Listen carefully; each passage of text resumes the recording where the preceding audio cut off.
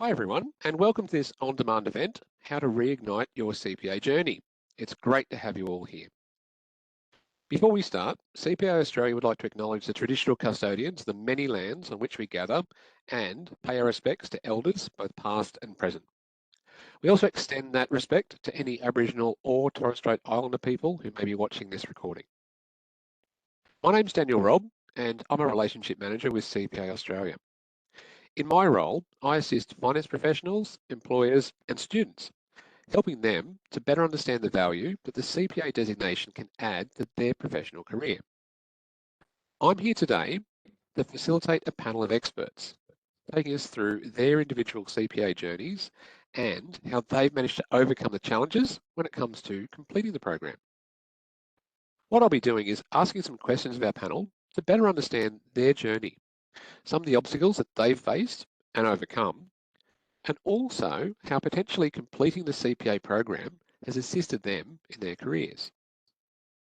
We'll get them to share some of their techniques to help get you motivated, and also we'll look at some of the benefits of becoming a CPA.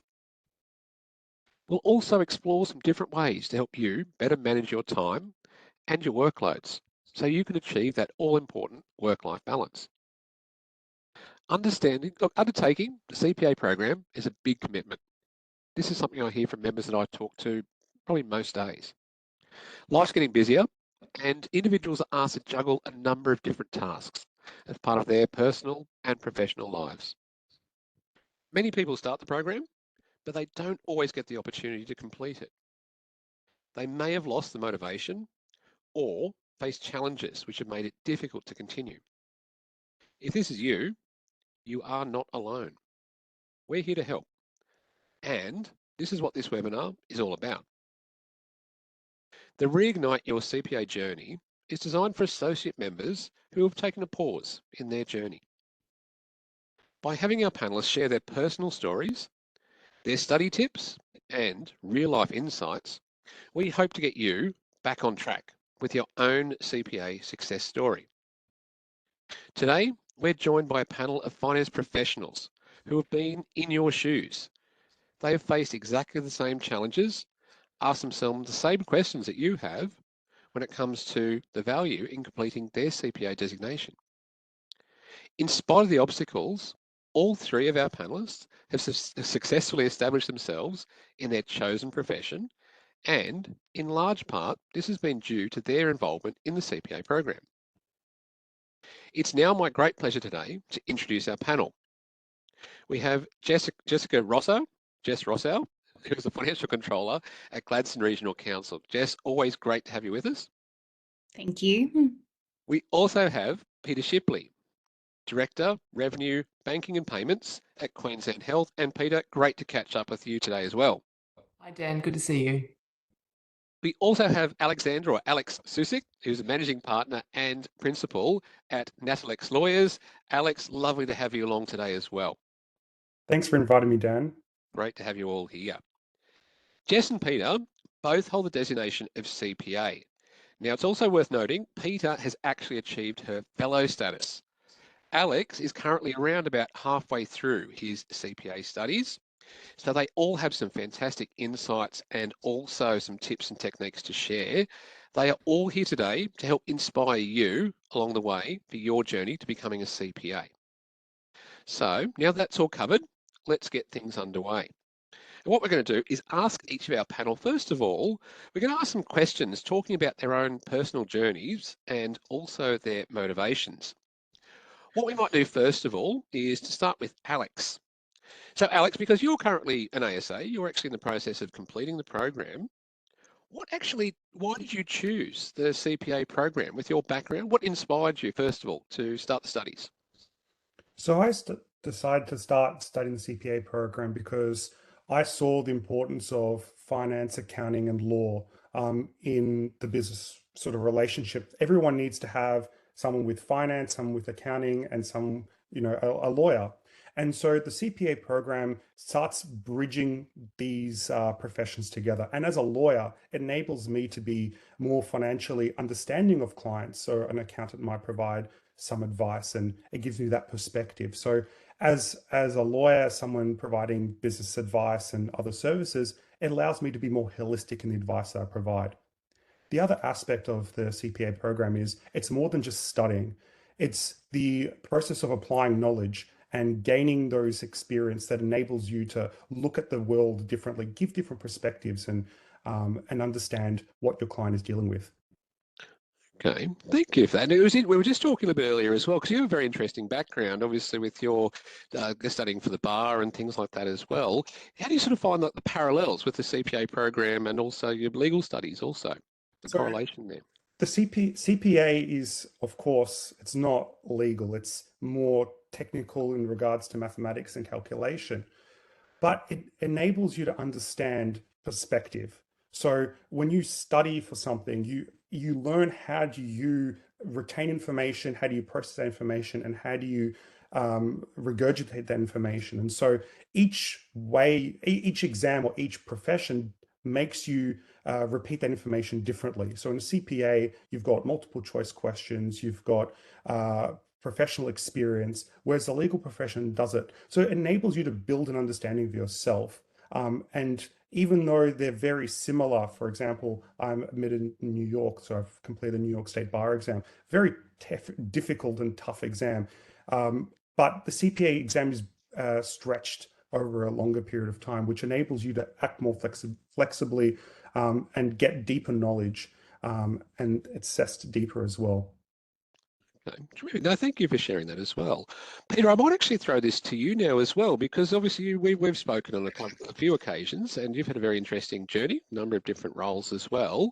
If you sort of think back as well, what were your initial reasons for starting the CPA program initially? Well, thanks, Dan. I actually started as part of a graduate cohort. So it was really an expectation of work that we would continue our professional development and continue our professional journeys. So, you know, we did have that support and that encouragement from the workplace, which was, you know, very good to be able to do that early on in my career. And I think, you know, I looked at CPA, I looked at CA, and I considered them. And I think the globally recognized brand of CPA Australia definitely appealed to me. That sort of breadth of the program, you know, I felt that it was going to support me more in my career and give me a broader basis of understanding and learning as I went through it. So yeah, so I undertook that in my second year of work and really enjoyed it. And certainly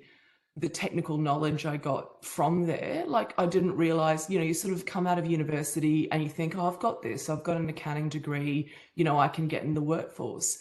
It's a huge learning curve when you start. And I think that confidence of having that extra study and, you know, you got your practical application at work and you've got your background through doing your studies, that really helped me professionally. Okay, fantastic. No, thank you. Thank you for sharing that as well. And Jess, I had the pleasure of seeing you at our member recognition ceremony, so delivering your story as well. So, and again, so maybe just get you to maybe sort of recap that to some extent, or again, just to share your ideas or thoughts on what motivated you to start the CPA program. Thanks, Dan. I think when I spoke at the member recognition ceremony, I spoke about my decision to become a CPA came off the back of some gentle bullying from some of my workmates who one had finished the CPA program and one was still going. And at the time, I had been working in my finance team in my organisation for a number of years and sort of cross-discipline, jumping around from role to role, getting a really good background and understanding of the finance function. And I was really looking to develop some skills and some knowledge that would allow me to step up then and become a leader in this space. So I wanted to do the CPA program to sort of consolidate my learnings and my knowledge and kind of take that next level after a university degree, like Peter mentioned. And I was also really keen to develop some more skills. You know, CPA program also touches a lot on leadership and soft skills as well, and the importance of those things. So for me, that was one of my major motivators. I also wanted to be more employable and more attractive, not necessarily to leave my organization, but to be someone that my organization is proud of. So being a CPA, I think, is really a great tick in that box, and it shows that you've done the hard yards and you're continuing to develop yourself professionally. So those are some of my motivations. Okay. No, that's great. Thank you. Thank you all for that as well. And I think the common themes to me that is coming through there as well, it's about being able to upskill. I think I like the idea of making yourself attractive to employers as well. Not necessarily that you're looking for a new job, but I think it's very important to continue to grow and develop within your own roles. And also, again, a common sort of theme coming through that get that understanding, giving you confidence as well, and also building relationships. And I think that's something I've learned. I mean, it's very important to maintain networks and things like that. And that's something we'll probably explore a little bit more detail as well. So, okay, excellent. So on that note too, so now we're going to get into the nitty gritty as well, because a lot of the people that we talk to start the program, and as I say, Ken, you can probably attest to this as well, it can be quite challenging. There's always sort of different things that life throws at you as well. So we might actually start with this one for Peter as well. What motivates you to continue? I mean, particularly when there were challenges that you faced along the way. So if you're having a hard day, you're not quite sure, what sort of keeps driving you to go on, again, particularly to get to fellow status as well, which is, again, a huge achievement. Thanks, Dan. I think really that career motivation for me, you know, I knew that I would need to get a designation. I knew I'd need to become a CPA to actually be able to advance in my career. There's a lot of roles that I've had across my career that I wouldn't have even been considered for without having that designation. And certainly, you know, we talk about networks too, you know, building that network, you know, when I was younger and undertaking the program and my relationship with CPA Australia, that has been just fundamental. And I think my career growth and journey, I don't think I'd be where I am now without that network and support too. So I think it was just, you know, and I guess when I was doing it as well, I had a number of colleagues who were doing it at the same time. So that motivates you, right? Because you've got other people going through it. You know, you're having a hard day, you need some support and encouragement, you're going to get that. And I guess, you know, I look at some of the things Jess has said, and yet you do get that support from work, right? And you do get that encouragement, and you don't want to fall behind. If everyone else is getting that, they're going to get the opportunities and you're not going to get the opportunities. So that sort of motivator of not being left behind professionally and career-wise is a big driver as well. Okay. No, fantastic. So no, thank you. It's always very interesting. I see you see me taking notes because I'm learning a lot from this as well. So hopefully you all are too.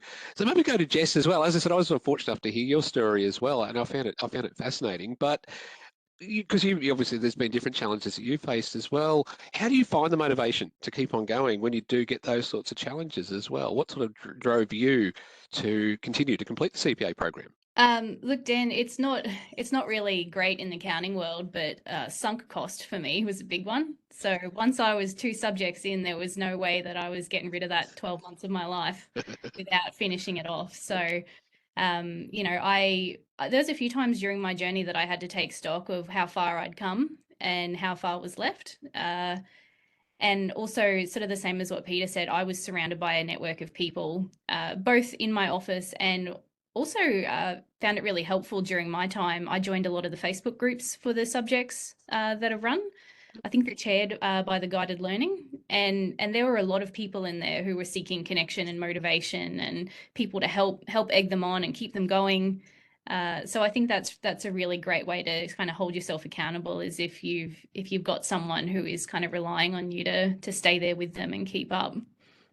Okay, no, fantastic. No, thank you for that as well. And Alex, back to yourself as well, because as we were sort of saying earlier on, you're sort of just around about sort of halfway through the CPA program. So at this stage, have you sort of found any challenges? And if so, what's motivated you to keep on going?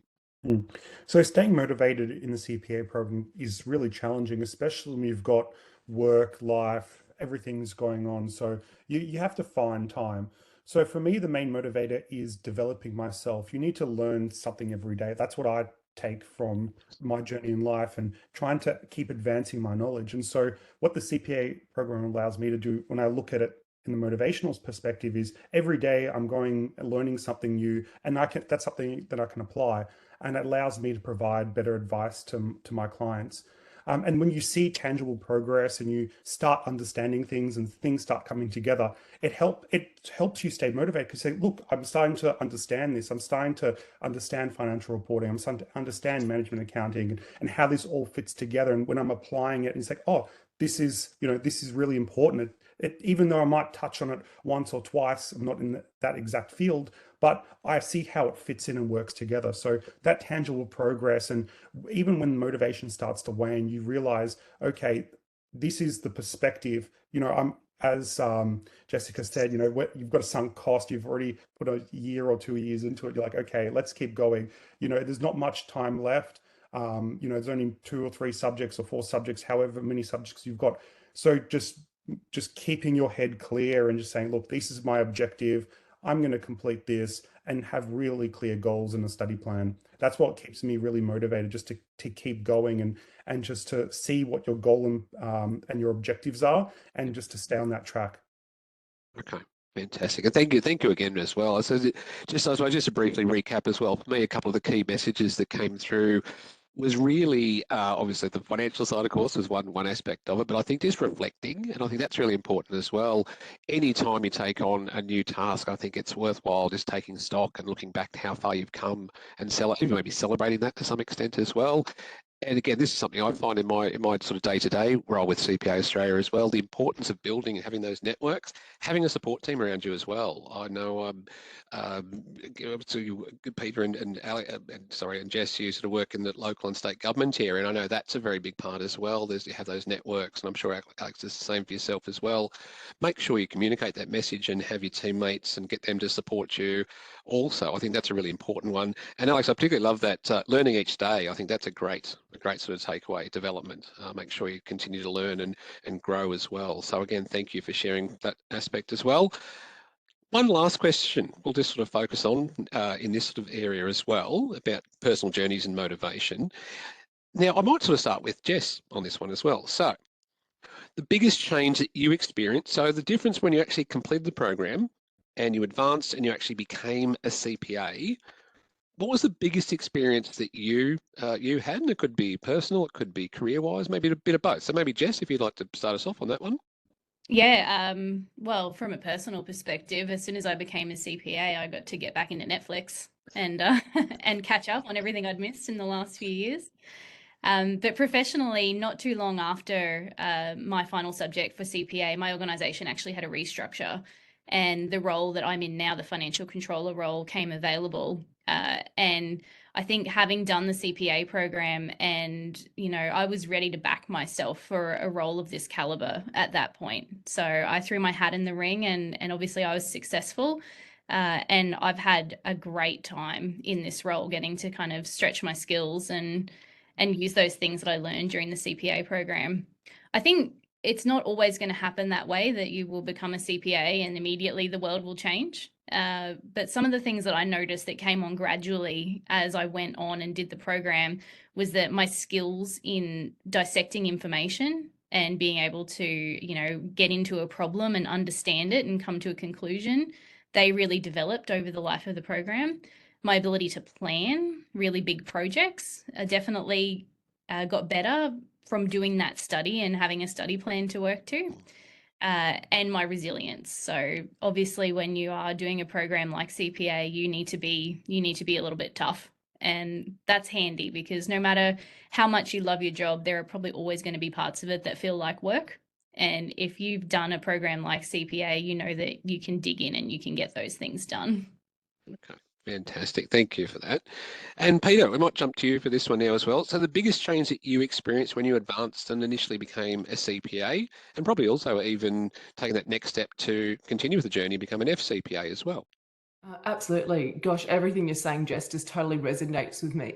I'm hearing what you're saying and I'm going, yeah, absolutely. It's that confidence, right? Like, getting through university was hard, but getting on and doing something, in your chosen field, very specific, while you're working and juggling everything, that's just such a challenge, and it's just such a sense of achievement when you've completed it. So I think, I started off in some very technical roles.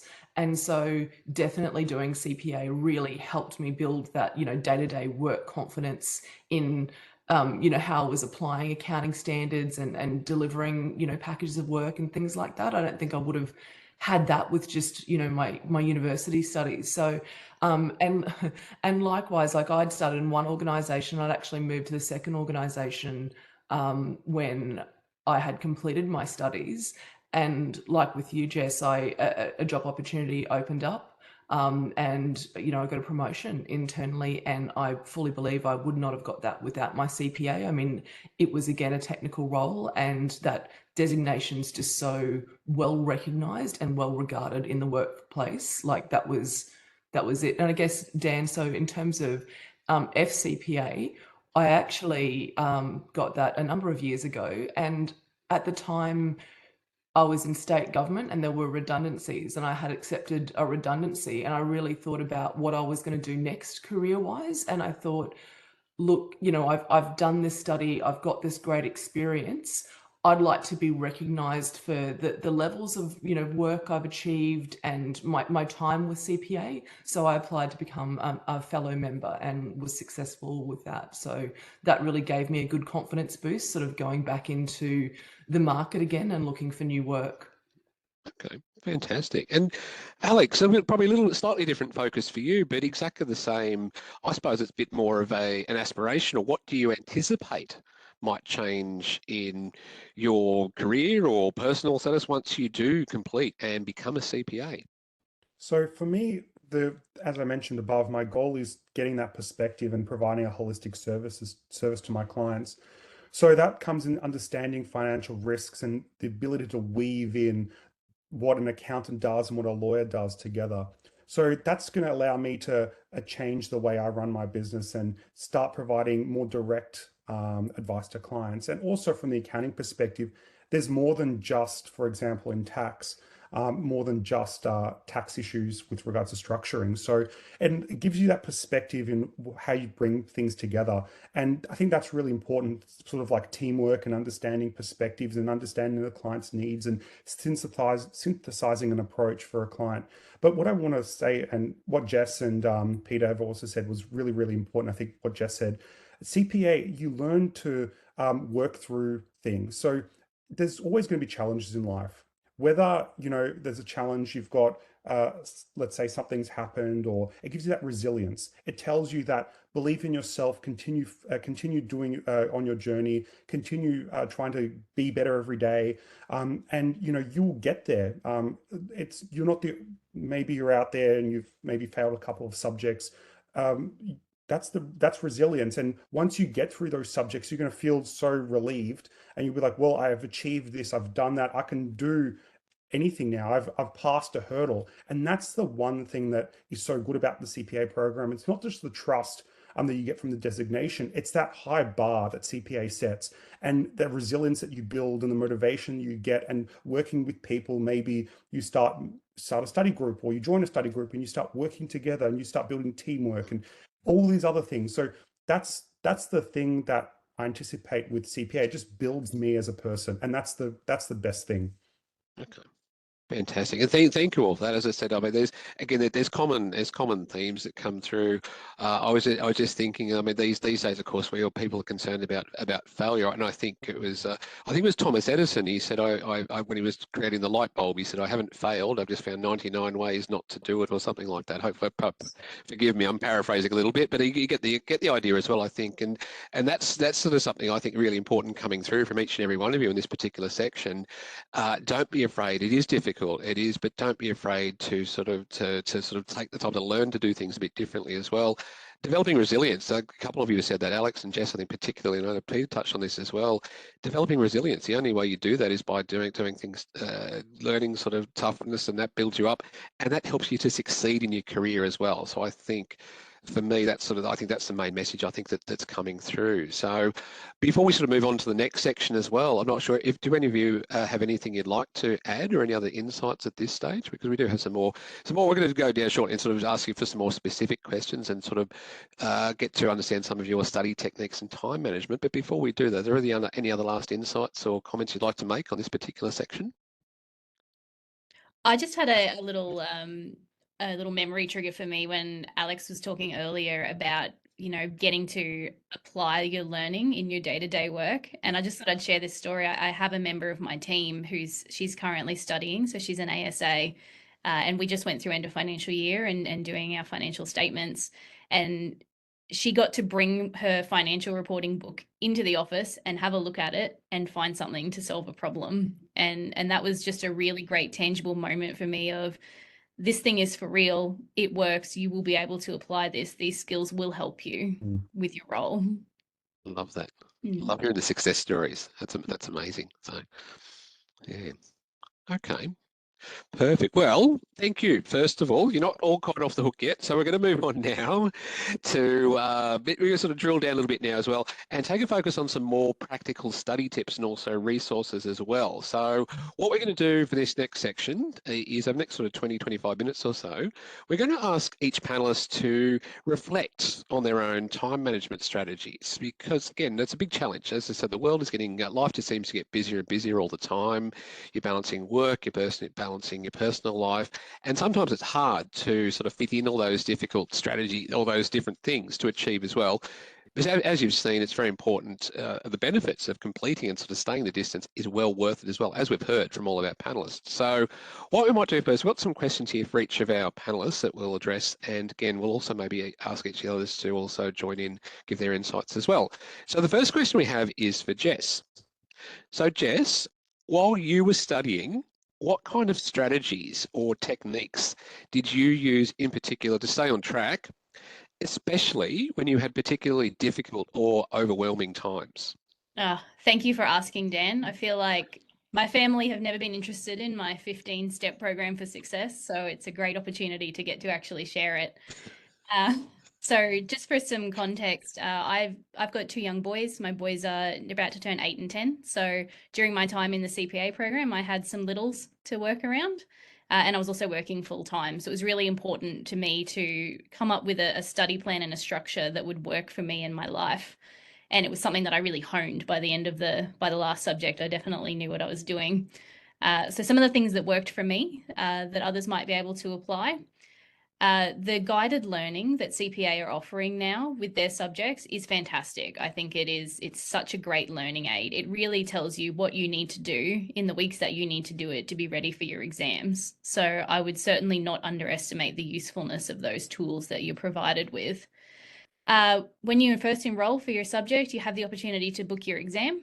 So my strategy was always to book my exams towards the end of the exam period, not on the last day or the second last day in case there was any sort of problems or emergencies that would arise. But I would give myself a little bit of extra time so that I could continue to revise in the first few weeks of that exam period. When you do sign up as well, particularly through the guided learning, you're also encouraged to put some time away for your practice exams. So the practice exams are held for the same time length as an actual exam. So it's the kind of thing, it's hard to just think, maybe I'll do my practice exam on, Friday night, because it goes for 3 hours. So I found it useful to actually put in my calendar and share it with my husband on the days that I was intending to do my practice exams, so that I knew that time wasn't going to get overwritten with anything else. When I was studying, I would generally start maybe 1 or 2 weeks before the start of the semester. So CPA now will offer digital versions of their textbooks early before the semester starts, and the physical textbooks actually arrive generally about a week early as well, if you're a highlighter kind of person. So by starting just that little bit early, I created a buffer for myself for the weeks where things didn't go quite right, where you ended up with a sick child, which then often progresses into a sick adult as well. Or, if there was a work event or a social event or something, by giving myself a little bit of a buffer at the start, I felt like I could be more flexible during the semester with the things that would come for me. There were some times that we did have to just sacrifice on good times, on maybe social events or, maybe a few hobbies. I mentioned Netflix before. You really do need to stay committed to what you're doing in this program. It's not that long when you think about it. The semesters are about 10 weeks and then there's a few weeks on either side potentially, but it really only adds up to about half of the weeks in a year, 26 weeks out of 52. So if you can keep that in mind, that's something I used to tell myself is it's not going to be forever, and I still get, half of the year to myself. And I can I can read and I can bake and I can do those things that I enjoy doing, you know, plenty in those weeks off. One of the other things that I used to do was I would spend 20 minutes at the start of each week going through everything that needed to be done in that week. So which pages in the study guide need to be read, which webinars need to be watched, which short questions and quizzes need to be done. And I would actually map them out on what I needed to do this week to get it done. And then I would divvy them up into days and give myself a bit of a run sheet for the week. So I personally found it easier to study at night when my kids were in bed. So I would put in a couple of hours during the week at night. And then I would also do a couple of hours on Saturday and Sunday. If I was very good and stuck to my plan, I could get away with a little bit on Sunday. And if I let things go astray, sometimes Sunday was a bit short. But that was just dependent on how the week went. Me personally, I'm not a huge fan of detailed revision. I don't function well in the revision space. So I made it my goal to do things really well the first time through. So I took really detailed notes. I did all the tags in my book. I wrote myself chapter summaries as I was going, which meant that I could put a light touch on my revision at the end because I'd put so much effort into committing everything the first time around. So that might not work for other people. If you're someone who really likes revision and you find it easier to get it in there at the end, that's fine. But for me, that was the decision that I made, was that I was going to take my time on the way through and get everything committed really well the first time. And that's about it. That's the whole plan.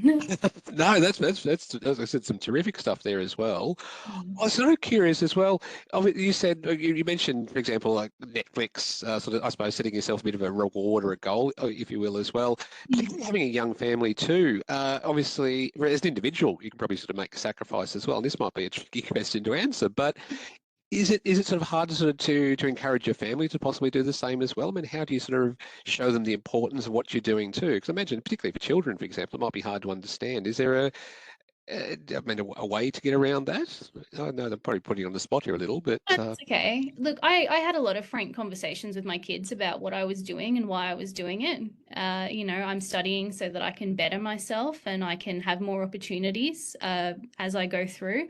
And I actually think it's been really great for my kids. I think they've got a role model now for tenacity and for hard work. And I think that's great. And I see those things reflected in them, and it makes me feel proud. I did when I had time, I did make sure I carved out time for my family, obviously, and for the little things. So, you know, on some Sunday afternoons, I would take my kids to the McDonald's and then to the park, and we'd sit and eat French fries out in the sun. nice. And then I'd go home and keep studying. But you know, kids are they will understand, and they are resilient. And I think if you can talk to your family about what you're doing and why it means so much to you, that is helpful as well. Okay. No, fantastic. So thank you very much for sharing that, Jess, as well. I think that's been some really useful information there as well. Just maybe before we move on to the next question, Peter or Alex, did you have anything you would like to add, or any insights on that question as well? Any strategies, techniques? I know Jess has covered a lot of really useful information there, but anything that resonated for you, or anything you'd like to add there as well? Maybe Awesome. I'm putting both of you on the spot now. I'm the opposite of Jess. So I'm a revision person. And so this is where you get the different perspectives of how people learn and what people do. So I like to go through everything systematically and understand, okay, the first time go through it, systematically understand this is how this works, this is how this works. And then I like to apply everything at the end and say, okay, this is how it's applying. So I look at it from a practical revision aspect of maybe this is how it's going to be used in the workplace, or this is how it's used in practice. And that's how I revise. So the way I learn is different to Jess. And that's the good thing about this guided learning. And as I was told the other day, that CPA is also reintroducing maybe study groups and this type of thing. But just everyone learns differently. So figure out how you learn and how you can sort of extract that knowledge and make it efficient for yourself. If you're not learning efficiently in one way, there's no point in continuing to just, for example, I read the book, I tick and flick.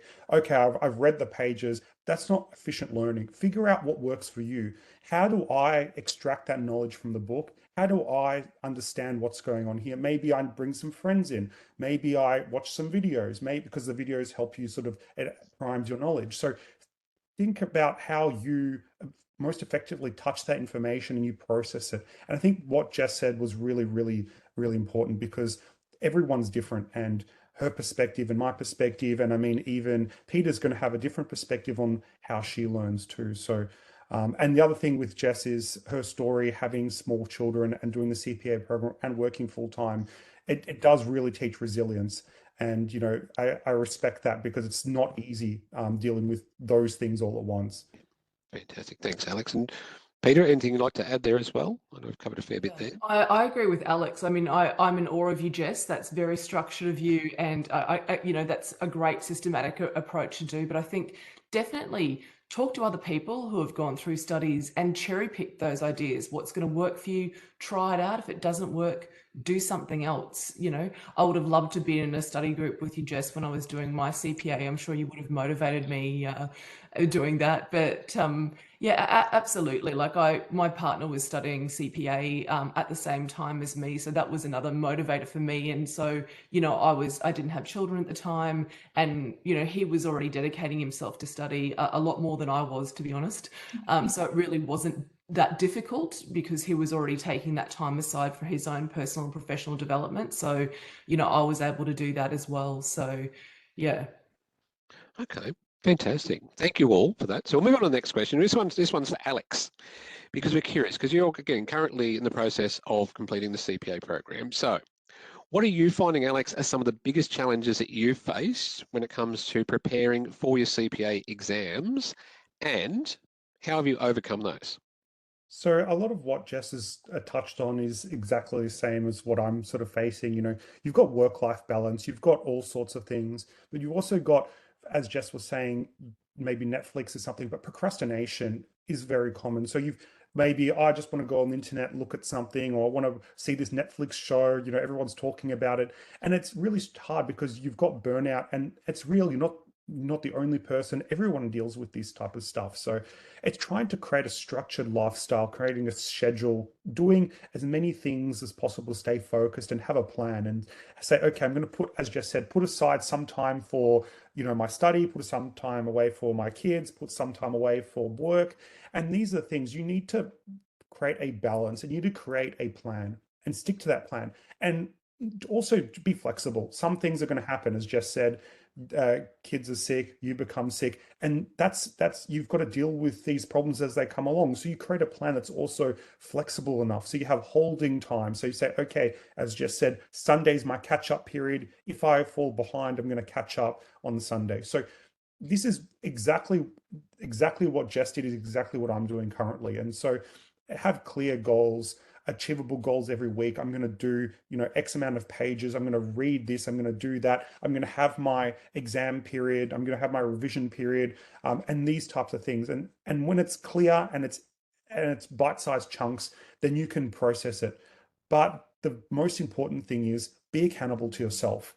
So it's easy to say, okay, I'm doing everything. I'm going through the pages I need to read. I'm highlighting, but am I really processing that information? Am I really studying that? And that's why groups and working with other people are great, because you can ask each other questions. You can stay accountable. You can be honest with them. They can be honest with you, and you help each other. So, and that's one good thing about having colleagues in the workplace also going through the same subjects or the CPA program, is you can ask them for their perspective, and ask them for feedback, and say, hey, I'm going through this, maybe ask me some questions, I'll ask you some questions, and you stay accountable. Accountability is the biggest factor.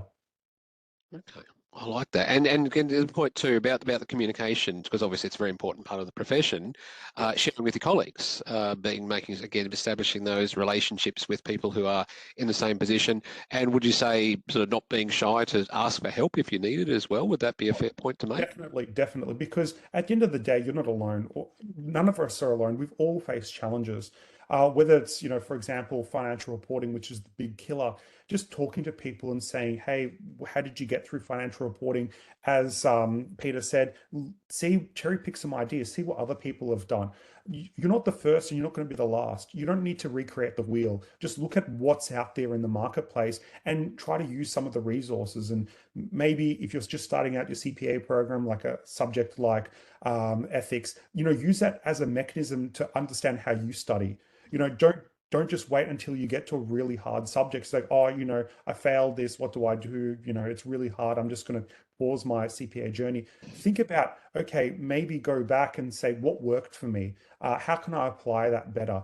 What can I change? There's a lot of different strategies out there. And if you don't talk to people, you're going to sort of lock yourself in purgatory, of study purgatory. So have an open mouth and say, look, I need some help, or what did you do? You miss all the shots you don't take. If you don't ask anybody for help, no one's going to help you. So, be open and don't feel afraid to ask anybody, because everyone is ready and willing to help you, and they all want to see you succeed. That's great, and I think that's a very important message as well. I mean, don't be shy to ask for help, because I'm sure people will be there to help do that as well. And thank you. I want to sort of say again, see coming through is everyone has different styles and different techniques as well. I like the idea of holding yourself accountable as well. I think that's a really important one. So on that, and I'll move to the next question. I'll direct this one through to Peta. So Peta, how do you maintain your motivation in your work and also study, bearing in mind maybe your own sort of personal style, when you're faced with setbacks, which we all are on a regular basis? So how do you find that you maintain your motivation when you have challenging days? Thanks, Dan. I think that you really got to focus on what your long-term goals are. It's very easy to get caught up with little setbacks and thinking, oh, that's everything to me right now. But in a week's time, is it going to matter in a month's time? Is this something that needed to happen to build your resilience? Like we've talked about resilience. You don't build resilience by, achieving every single time, by never failing, by, taking every shot and hitting it every time. You're not building resilience doing that. You actually need to have some setbacks in your career. And I think it does make you challenge what you're here to do. Like, I know my personal and professional goals have changed, and setbacks always make me reevaluate and have a look at it and go, is this really what I wanted? Is there something else I could do instead? Or, yes, actually, I still want this. All right, well, it's going to be a little bit harder. It might take a little bit more time, but it's totally worth it because my end goal will be achieved. So, we've talked about networking. I've, built a really fantastic network throughout my career, and CPA's really helped me do that.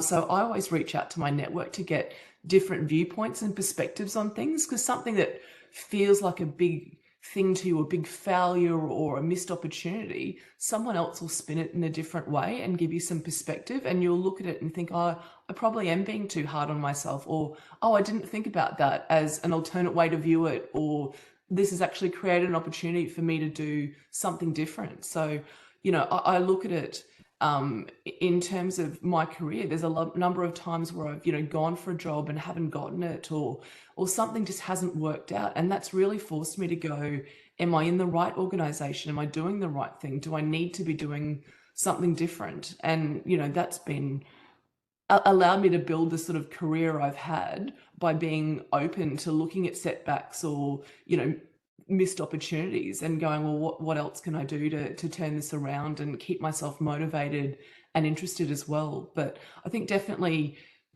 building that resilience and making sure that you're practicing self-care when, something has done, you can talk to people, but sometimes you just need to go through your own sort of patterns. For me, like exercise is always good, just get back into a routine, because I often find if I get sort of overwhelmed and stressed, I'll get out of routine, and that'll sort of make me spiral a bit more. Whereas if I just go back to basics and reset, that really helps me out and helps me sort of move forward. Okay, now maybe you could just explore that, Peter, a little bit further as well. I know people have different sort of ways to sort of, if they sort of come across a roadblock or a challenge. Is there anything in particular that any methods that you use, for example, when you find yourself in a particular spot? And again, we don't have to go into specifics, but when you find a particular challenge, is there a way that you refocus, achieve that motivation? I hope that makes sense. Yeah, it does. I guess I try to break things down into smaller chunks, right? Because, things look overwhelming where it's, a big setback or a big issue, and working through that in those sort of smaller pieces and going, all right, well, what's achievable now? What can I work on next? Definitely I'm a big bouncer of ideas. Like I've got, people, I've had, mentors during my career, peers I've worked with. If I've got a problem that I'm just not able to get through or work through, I will reach out to my network for ideas. I mean, you're not supposed to have all the solutions yourself, right? And, yes, we're all individuals, but, we're all herd animals essentially, right? You need that support network and yeah, sometimes you can't work it out yourself. Okay. No, excellent. No, thank you for that. So we'll move on now back to Alex as well for this next particular question, which again I think is probably quite a good one, considering again that you are currently doing the program as well. What are some of the resources and some of the study techniques that you particular have found helpful when it comes to during your studies with the CPA program in particular? So as Jess and I mentioned prior, the best tool at the moment is the guided learning. So guided learning goes through the whole process for you. It tells you all the difficult aspects of the topic that you're going to be studying. So it steps you through everything that's really difficult, and it enables you to understand, okay, these are the technicalities, and then you can go into the book and you can go back and highlight. I like to do, so for example, notes. I write my own notes about everything, and then I like to uh, reduce those notes into flashcards. And I like to create flashcards because it allows you to just go through everything, and it engages my knowledge. So I'm producing shorter and shorter notes every time. So it enables me to do that active learning that I've been talking about. So when I'm actively participating and processing that knowledge in my brain, it means I'm sort of regurgitating in a different form. And that's how I study. So I like to make sure I'm continuously touching information, reducing information, and then I use those notes as my sort of exam book. I like to bind it and take that into the exam with me. But everybody's different. Some people love looking at videos, and those videos then prime them, and that priming enables them to read the book and they can remember all the information. Some people like to create mind maps. Other people like to create, summary notes as well, and they just use a summary note. So everybody's different. So figuring out what works for you, and then just go through that process of saying, okay, it works for me. I understand it better when I use this technique.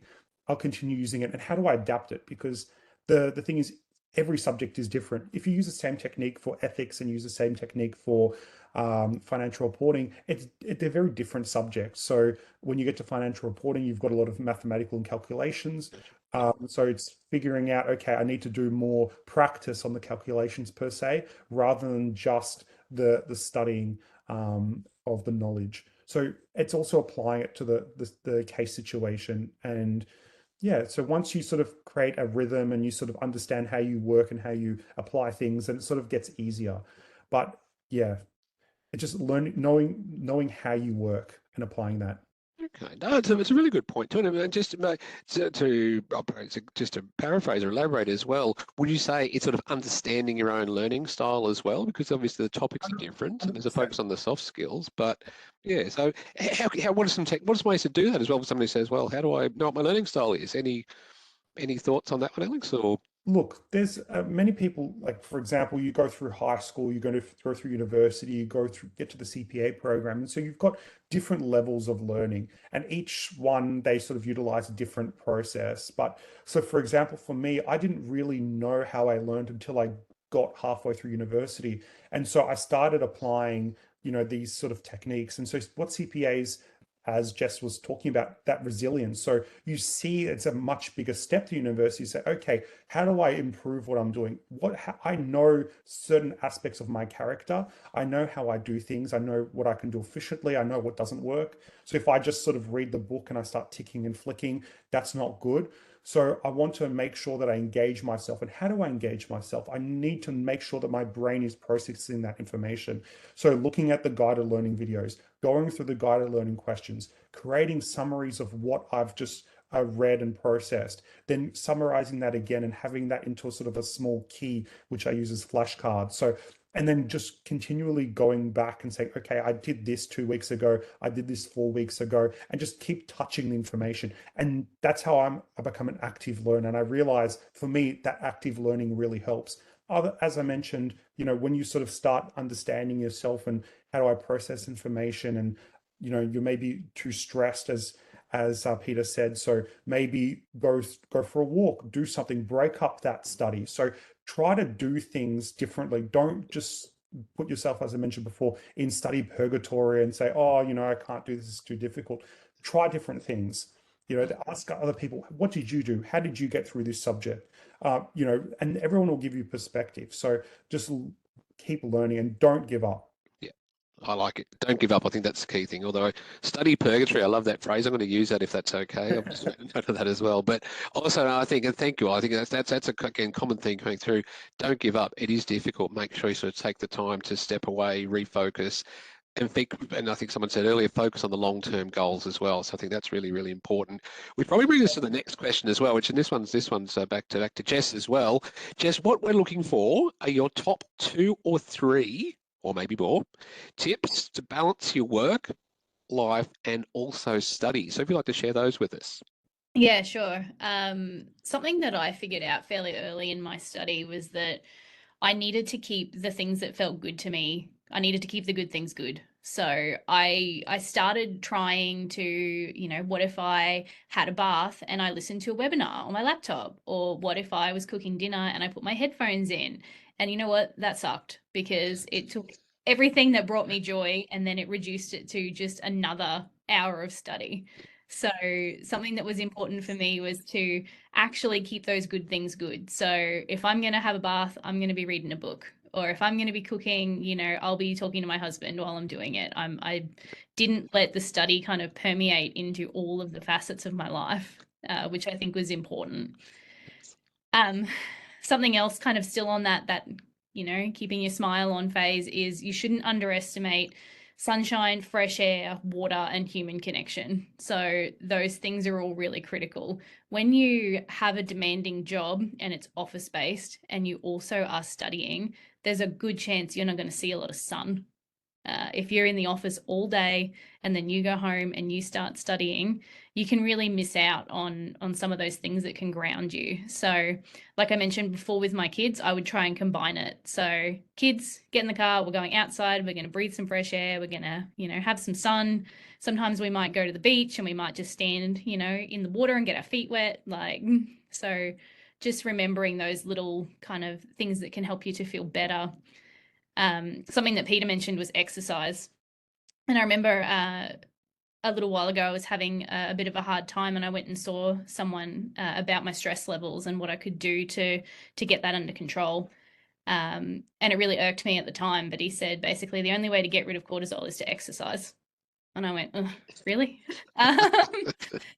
And you know what? I still think about that often. So even if I don't feel like it, I will strap on my shoes and go for a walk, because it is sometimes the only way to blow out some of that cortisol that's keeping you feeling unhappy. So making some time for those things, I think, is really important. And in terms of balancing your job and your study commitments, it's a really good idea to sort of step back and have a look at your job and what the demands are on your job and when they're going to get really pointy. So sometimes if you work, as an accountant for an organization, you might be either a management accountant or a financial accountant, and they've got very different times of year when there are peaks and troughs in when things are busy. So I like to have a look at the study term, when that's going to, cover, what dates it covers, and what's going to happen in my job in that period of time that I need to account for and I need to make room for. And you can also plan your subjects that way. So, I had a look at the subject selection and figured out which ones I thought were going to be, none of them are easy, but easier than financial reporting, and try to just sort of plan them at those times of year that I thought I could handle the heavier workload in my study. So there's a caveat on that if you change jobs, it might not work out for you. I changed jobs 3 times in the 3 years I was studying. So every time I thought I'd line myself up nicely, it didn't always work out, but you can certainly try. Yeah. Okay. No, very, very, very important as well. And I think it probably goes without saying. I think the importance of mental health and not being afraid to sort of ask for help as well, I think has been highlighted in particularly the last few years as well, on personal circumstances and just generally with everything the world has sort of dealt with. So I think that's a key message, I think, as well. And We've got one last question, which which I think, considering that we're really here to encourage people who may have sort of started the program and found it challenging and sort of pausing along their way, I think that this has been some fantastic content. We're again indebted to all of you for your insights, and I'll address this one to Peter, but again, I'll also probably be curious to get everyone else's input on this particular question as well. Peter, firstly for you, what would you say to members who are considering or have paused their CPA studies or abandoning them because they said, look, they can't do it. They're just absolutely lacking confidence or lacking motivation? How would you address those individuals, and what would you recommend to them? Dan, I would 100%, recommend that they just persist with their studies. I mean, what they need to be doing is, I'd encourage them to reach out to other CPAs in their network or people at work to just seek that support and encouragement, right? Because a lot of it, that self-confidence and that motivation, you're not going to be able to resolve that yourself. You're going to need your supporters around you, your cheerleaders, really egging you on and, driving you to succeed. So I'd say as well, the end result's always worth it. Like, I know study can be really overwhelming, but that absolute sense of achievement you get when you successfully complete the program and you become a CPA. Like, I still remember my member recognition ceremony. I mean, even though that was a long time ago, like, these are the pivotal sort of moments of my career and life. I've mentioned it before, but if they don't have a mentor already, reach out to someone that you really respect professionally and admire and ask them to be a mentor. People are flattered when someone comes up to you and says, Dan, I really liked how you handled this situation. Can you give me some tips? You're absolutely going to be there for that person and supporting them and helping them. And I don't think I've ever had a conversation where I've asked for help from someone professionally and they've turned me away. Like, it's just building up that, I guess, confidence and courage to ask for help. I think, we've talked a lot today about different strategies, and Alex and Jess have talked through what's really worked for them, but I always think just setting those progress goals, rewarding yourself when you're achieving things. You need to be really outcome focused. And I love study purgatory, Alex. I've been studying purgatory before, but I think you need to just go, what am I trying to do? If I'm not achieving the outcome, if I'm not in the right headspace right now, set it back, do something else and get back to it. Don't beat yourself up for not, during your scheduled time, being in the right, mood and having the right attitude. Do something else. And yeah, Jess, I hate it too. I hate strapping on my shoes and going for a walk, but damn, I feel good every single time I do it. It's just and you just gotta keep doing it. Queensland's hot, right? It's not the funnest thing to do in summer, but it does work. Alex mentioned this at the very beginning, but I was going to say, like, joining or forming a study group, because really people are going through that same experience with you at the same time. That's what you really need, because you're both talking about financial reporting. I loved financial reporting. That was one of my favorite subjects, but I'm sure it's changed. Maybe it's horrible now, but I loved it at the time, right? But people have different perspectives on things. You've talked again today. I would always say, like, I've volunteered for CPA Australia. I've been on public sector committee. I've been on divisional council. I've done a lot of things during my career to sort of give back as well. And certainly I know that there's so much support that CPA are there to give you. Like, we are a member organisation, right? They are here to support us. And there's lots of different things. Go and ask for help there as well, because absolutely here to assist you. And I would say as well, by actually undertaking and completing this program, your professional confidence will just be boosted so much. You really will be willing to and ready to tackle more challenges at work and and back yourself for promotion or new opportunities too.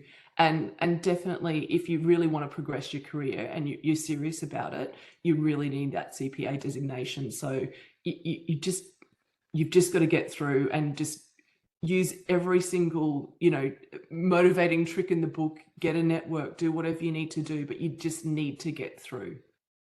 It's definitely worth it. No, fantastic. Thank you, Peter, for that.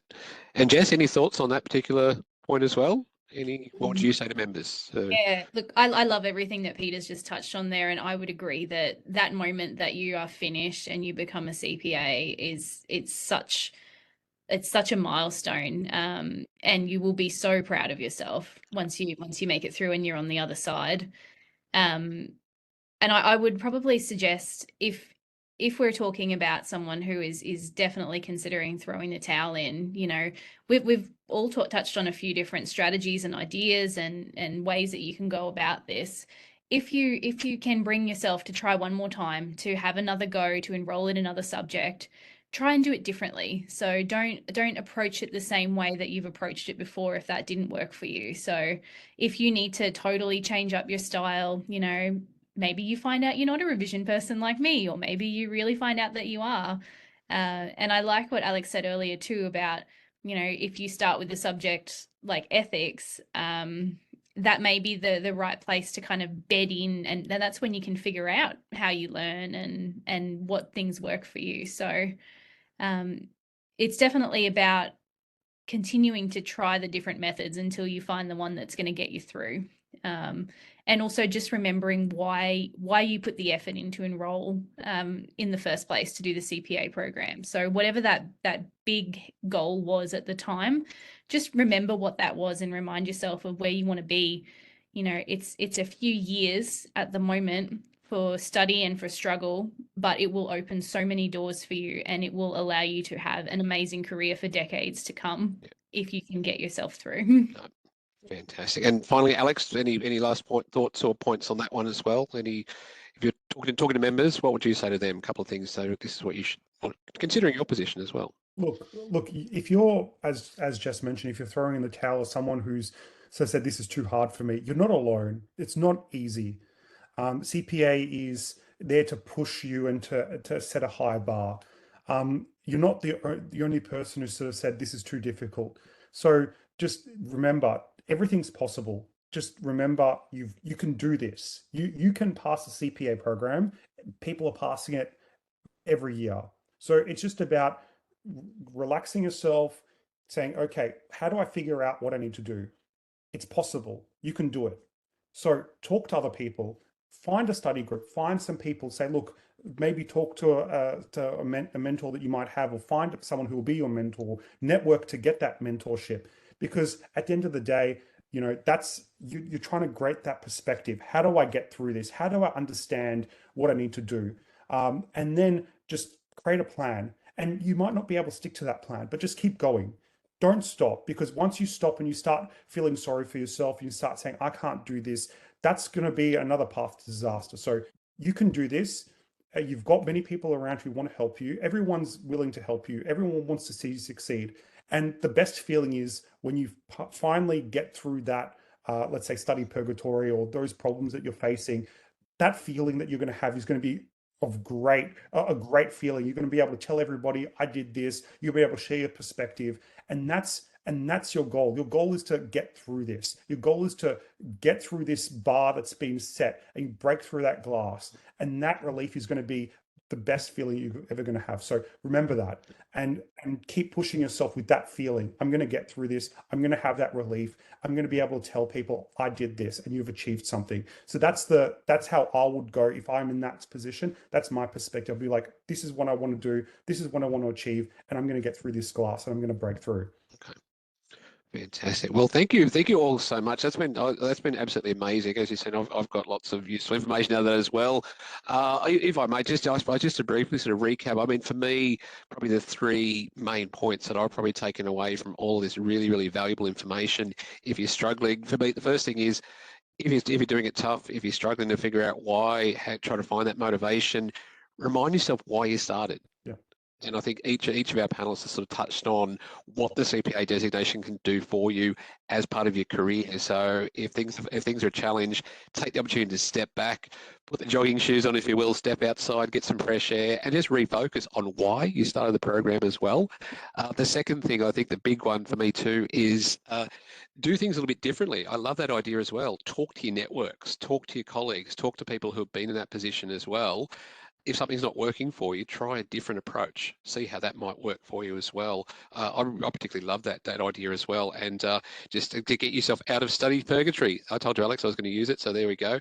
And focus on the outcome as well. I've had the pleasure of attending a couple of these member recognition ceremonies, and it's just amazing. I love seeing people celebrating with their families, celebrating the achievements. It is, again, as someone who's an observer watching it, you can really sort of feel the success. And I think that's the key focus. Focus on the goal.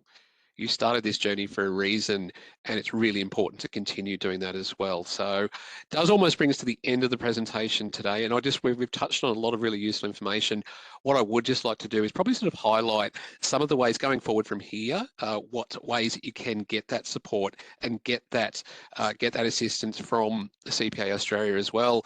I always love a good quote. So the Chinese philosopher Lao Tzu, he famously said, "Journey of 1,000 miles begins with a single step." So think of this, you've taken that first step today, so make sure that you do focus on what your next steps are and continue that journey. That's really, really important.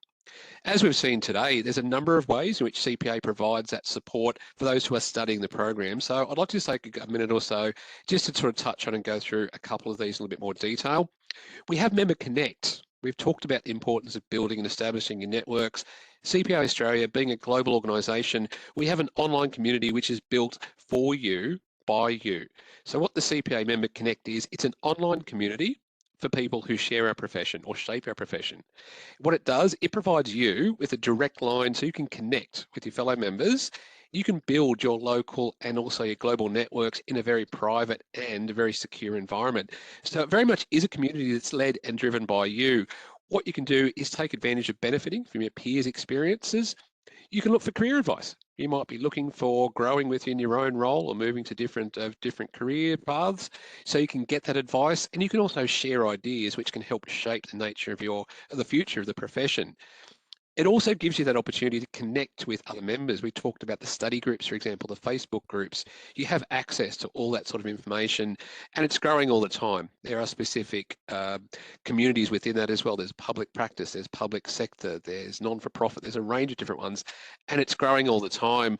And it's really an opportunity to seek out and ask those questions and get that support. Again, oftentimes you've got the profession's most influential voices in there as well. We've had the pleasure of having a few of them with us here today. These are the sorts of people that you can talk to get that guidance, get that support as well. Take the opportunity to visit a branch office. CPA Australia, currently we have offices in over 20 countries globally, and that means that you can come in as a CPA or an ASA, you can come in and use the facilities if you need a quiet place to study to help establish those routines, or if you need some guidance, you can come in and have a chat to the CPA staff who'll be more than happy to help. As Peta touched on, she's been very generous in her time to actually give back as well. And this is something else I find from the CPA community. Absolutely, people are more than willing to give something back as well. We do have a range of branch committees, and these are made up of professionals from across the finance spectrum as well. The committees do incredible work. They represent and advocate on behalf of our members. They also arrange a number of events during the year. Now, these are both face-to-face events and also virtual. It can be a great opportunity to develop your professional knowledge. So come along and get those professional development hours, if you will.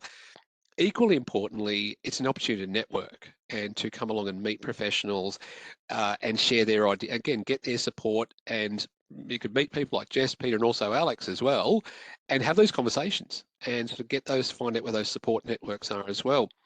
I think Alex, it was, touched on the Facebook groups as well. So discussion groups we have.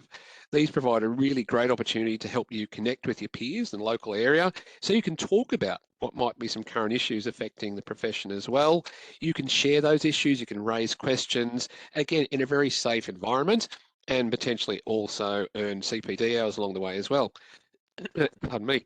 I think, and again, pardon me, correct me if I'm wrong, but I think it was Peter and or Jess, I know this came up a couple of times as well, specifically the idea of having a mentor. And a mentor is such a rewarding role for the mentor and also for the mentee as well. CPA Australia actually has a mentoring program, and this can allow you to develop new skills and also enhance existing ones within the accounting profession. So, for example, for associate members who are maybe sort of struggling to find the motivation or would like to try some different techniques, way to succeed within the program, joining the mentor program can be a great way to do that as well, because it's really designed as an opportunity to help you connect with another CPA Australia member. It's a really powerful experience. You can go onto the website. There's a range of member testimonials which will show you the power of the mentor program. And you can also, I would also strongly encourage you, if you're interested, hop online, take the opportunity to register your details. So the applications will be opening in early 2025 for the mentor program. You'll find more information about how it works, and you can also pop your details in to register, and we can reach out as soon as those applications become open early next year. Now, hopefully you have seen the benefits of the CPA program and how it can assist in your careers as well. So again, once again, like to take the opportunity to really thank Jess, Peter, and also Alex. I appreciate you're all very, very busy professionals, so thank you so much for sharing your insights and sharing your journey with us as well. So personally, I found it incredibly valuable, and I really, really appreciate your time as well. So thank you so much for that. We really, really appreciate it too. And to all those who might be listening as well, thank you. I hope you have got a lot of great value out of this session as well. And make sure, again, we are here to help as much as you can. I really can't stress that enough. Make sure you take advantage of the support networks that are available to you as part of the CPA Australia program. Make sure you take the opportunity to do it. It is a big commitment to undertake the CPA program, but as you've heard, the rewards, the benefits for your career, for your personal life as well, will certainly help you get there as well. So on that note, thank you again for taking the time to listen to this webinar today. And we look forward to welcoming you to the CPA family. And take care of yourselves. Bye for now.